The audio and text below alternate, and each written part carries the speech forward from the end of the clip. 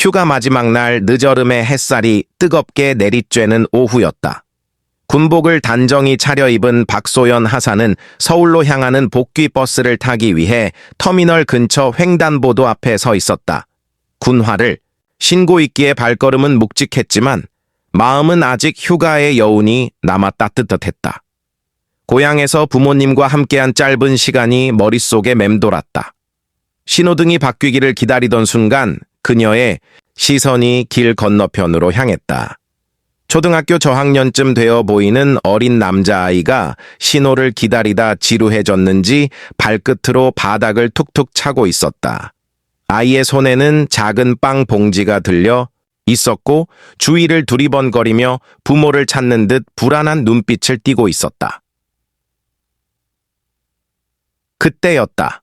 멀리서 굉금을 내며 달려오는 차량 한 대가 눈에 들어왔다. 운전자가 스마트폰에 시선을 빼앗긴 듯 곧 신호등을 무시하고 그대로 교차로를 통과하려 하고 있었다. 순간적으로 소연의 등골이 서늘해졌다. 아이가 횡단보도 한가운데로 한 발 내딛는 순간 차와 부딪히는 참사가 눈앞에 그려졌다. 주변 어른들은 놀라 소리쳤지만 몸이 굳은 듯 움직이지 못했다. 위험해. 생각보다 빨랐던 건 박하사의 몸이었다. 이미 훈련된 군인의 본능이 작동했다. 그녀는 군화를 박차고 달려가 아이의 팔을 거칠게 끌어당겼다. 아이를 품에 안은 채 몸을 옆으로 굴리자 바로 옆을 차가 끼익 소리를 내며 스쳐 지나갔다. 타이어 타는 냄새와 함께 흙먼지가 공중에 흩날렸다. 가까스로 멈춰 선 차에서 운전자가 당황한 얼굴로 고개를 내밀었지만 박하사는 그를 쳐다보지도 않았다. 품에 안긴 아이가 크게 놀란 눈으로 그녀를 바라보고 있었기 때문이다. 괜찮아? 어디 다친 데 없니? 아이의 떨리는 고개가 천천히 좌우로 흔들렸다. 눈가에 맺힌 눈물이 반짝였다. 주변에서 지켜보던 시민들이 박수를 치며 안도의 한숨을 내쉬었다. 박소연 하사는 크게 숨을 고르며 아이를 일으켜 세웠다. 그리고 다시 신호등을 바라보았다. 이제 막 시작된 복귀길, 하지만 예상치 못한 사건이 벌써 그녀를 기다리고 있었다. 박소연 하사는 아직도 두근거리는 가슴을 진정시키지 못한 채 아이를 꼭 안고 있었다. 방금 전 눈앞에서 스쳐간 검은 승용차의 바퀴 자국이 아스팔트 위에 선명하게 남아 있었고 그 소름 돋는 순간이 머릿속을 끊임없이 되풀이되었다. 품에 안긴 아이는 숨을 몰아쉬며 울음을 참으려 했지만 끝내 훌쩍거림이 터져 나왔다. 아이의 작은 어깨가 들썩거릴 때마다 소연의 팔에 진동이 전해졌다. 괜찮아, 이제 안전해. 누나가 옆에 있으니까 걱정하지 마. 소연은 군인다운 단호한 목소리로 아이를 달랬지만 말끝이 부드럽게 떨렸다. 위기 상황에서는 본능적으로 움직였지만 막상 사고가 일어날 뻔한 현실을 떠올리니 늦게서야 아찔한 두려움이 몰려온 것이다.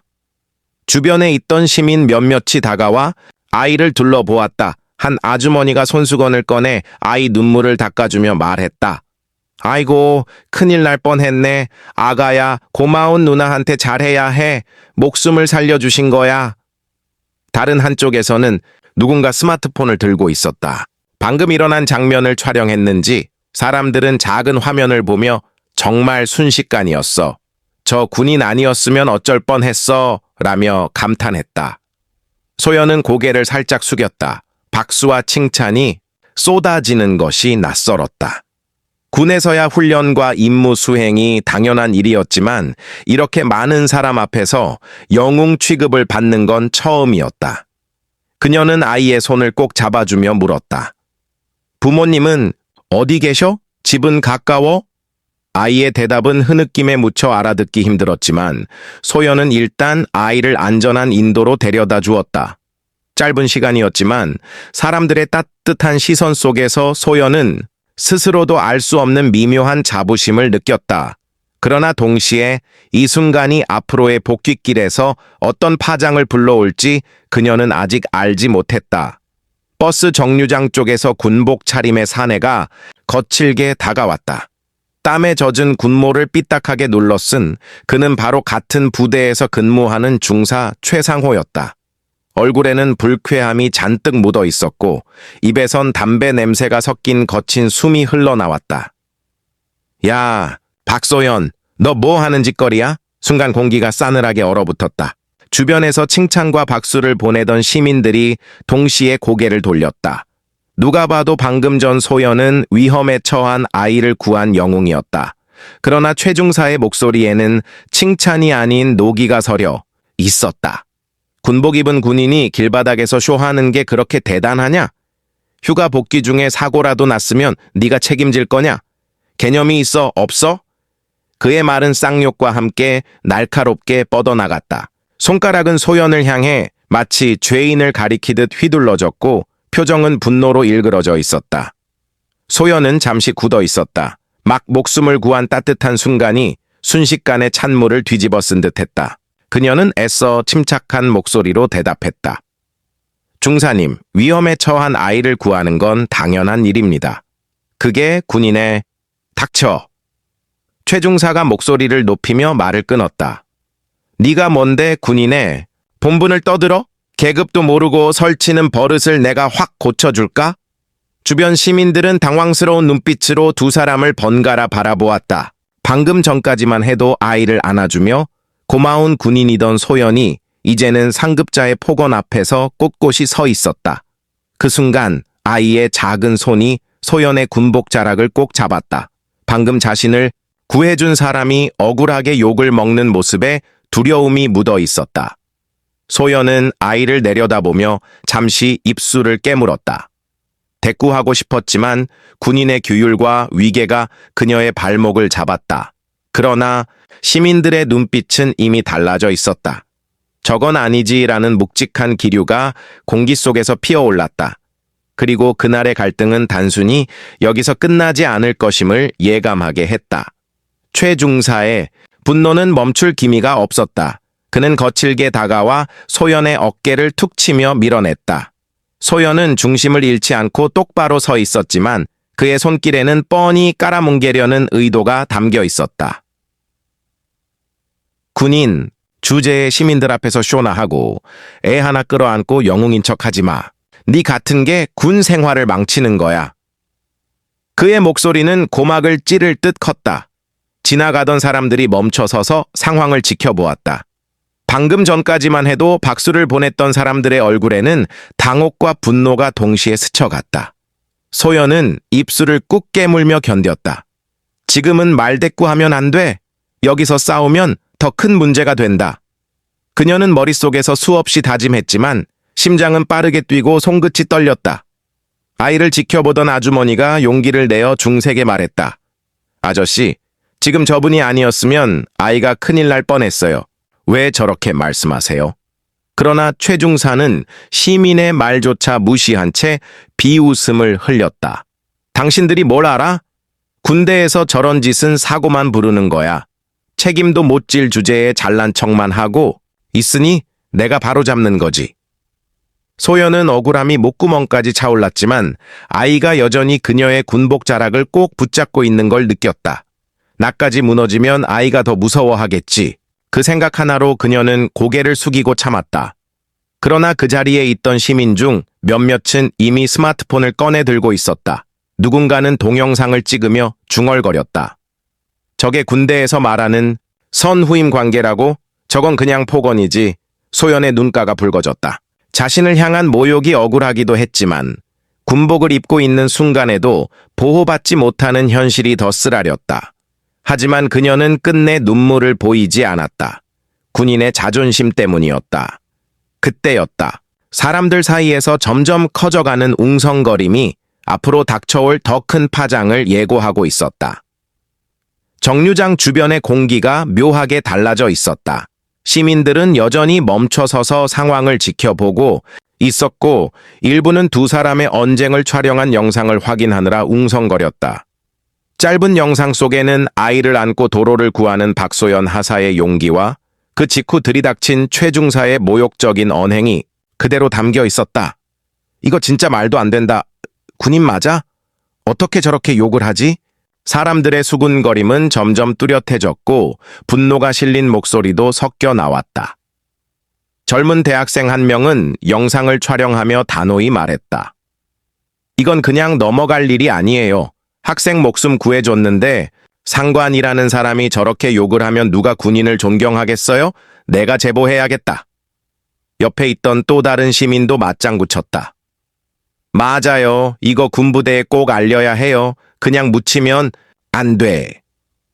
박소연 하사는 시민들의 말을 듣고 가슴이 더욱 무겁게 내려앉았다.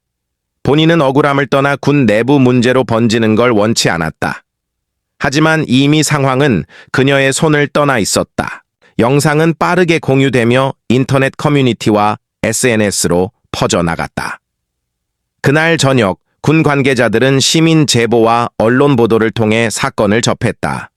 여군 하사 학생 구한 뒤 상관에게 욕설 모욕기라는 제목이 달린 게시글은 수천 개의 댓글을 모았다. 박소연은 부대로 복귀한 뒤에도 눈빛이 무거웠다. 그녀는 그저 아이를 지켜내고 싶었을 뿐이었지만 그 선택이 지금은 엄청난 파장을 일으키고 있었다. 한편 최중사는 아무렇지 않게 행동했다. 오히려 그는 동료들에게 휴가 복귀 중에 저 꼴 난 거 봤냐?